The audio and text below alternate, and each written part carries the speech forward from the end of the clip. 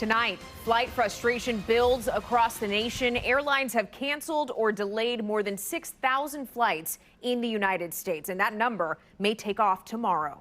Welcome into your news at 10. I'm Lauren Magarino. And I'm Brad Stevens. Be prepared to wait if you're heading to the airport. Airlines are getting ahead of the FAA's mandate to cut 10% of flights at the nation's busiest airports. It's as more unpaid air traffic controllers call out sick amid the government shutdown. Take a look at this. Over the last 2 days, we've seen between 170 to 200 cancellations in the United States. But tomorrow, FlightAware reports there's already more than 780, with more expected to come.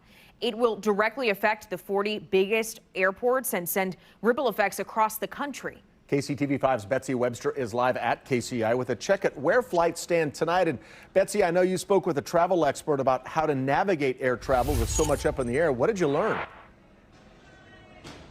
Well, first of all, we've been checking those flights. We've been keeping our eye on the departures and arrival board. Not a lot of red right now.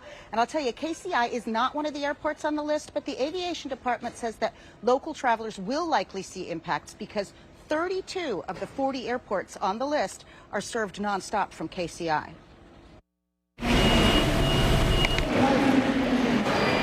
People were sailing right through security.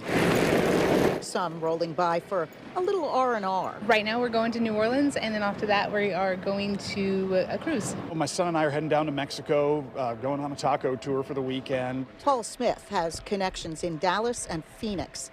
He's a little worried about what the upcoming flight reductions will do to his travel plans. I think it's completely unnecessary. I mean, you know, it's political theater. The FAA decision comes as air traffic controllers have been working without pay. Resignations and sick calls have stretched staffing thin. I'm not super irritated, I guess I understand. A local travel agency exec warned the impact at KCI is not just about what airport you are heading to or traveling through, but also about where the planes are parked. Because your plane is coming from somewhere. So if, for example, if Newark is affected and your plane is coming from Newark to Kansas City, that would have an impact on when you're flying out of KCI. The best preparation, he said, is to have your airline's app downloaded and check it before you leave for the airport. Because the airline doesn't want you sitting there if your flight's canceled. They want to get you rebooked on another flight, whether it's that day or the next day. And if Paul Smith gets stuck in Tijuana? Buy more tacos. Mucho fiesta. That travel exec expects new bookings will also cost more until this is resolved.